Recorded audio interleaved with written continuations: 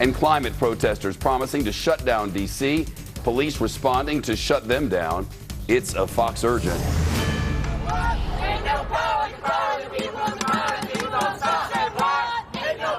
The protesters standing in the middle of Washington, D.C.'s busy streets at the height of rush hour.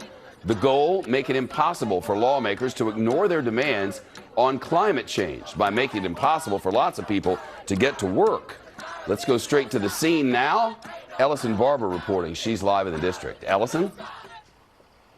Hi, Shepard. Yeah, a number of groups, hundreds of protesters shut down at least 4 major intersections in Washington, D.C. I'm standing near one that is now back open for traffic. The largest group of protesters, climate activists we saw, were a few blocks away from the White House. By the time we arrived to the area where they were around 7 a.m. this morning, they'd moved a sailboat in the middle of the intersection. They slashed the tires of the trailer carrying that boat, and 6 activists put their arms through metal bars and used some sort of wiring to tie themselves together inside of the pipes. Police, D.C. police, they came with saws to cut those metal pipes open. They covered the protesters with fire-resistant blankets. It took them almost 2 hours to cut through all of those pipes so they could then access the wiring they had holding them together and cut them out of that.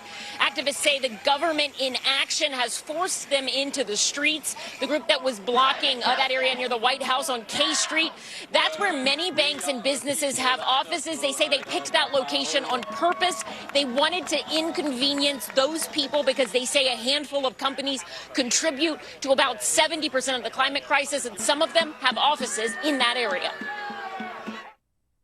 100 companies that are responsible for 70% of the climate crisis.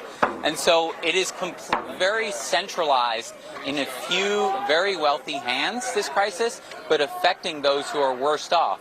This is actually finally beginning to affect and get the attention of those who are in power.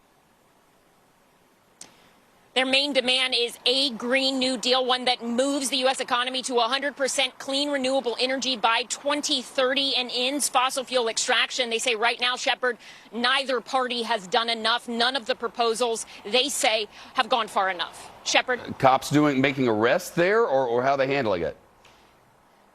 Well, yeah, so D.C. police, they tell me that they arrested 26 protesters, most of those at one of the intersections where many commuters come in from Virginia to D.C. At that sailboat where we were on K Street near the White House, most people got up after police cut them out of the apparatus where they were tied. But we saw one protester who did refuse to stand up. Police actually carried him out of the intersection. They asked if he was okay, and when he didn't answer, they seemed to start checking him for any medical issues. Eventually, another activist told him that he needed to get up if he could. He did. Police gave him his water bottle back. He was not cited or arrested as far as we could tell. We have heard that D.C. police actually towed a van where protesters had strapped themselves on the top of it. The protesters were on top of that van when they started to tow it away. You could hear in videos that have surfaced online people screaming, "This is dangerous, this is dangerous." I've reached out to D.C. police to get some more information on that situation. So far, Shepard, haven't heard back. Protesting democracy in action. Ellison, thank you.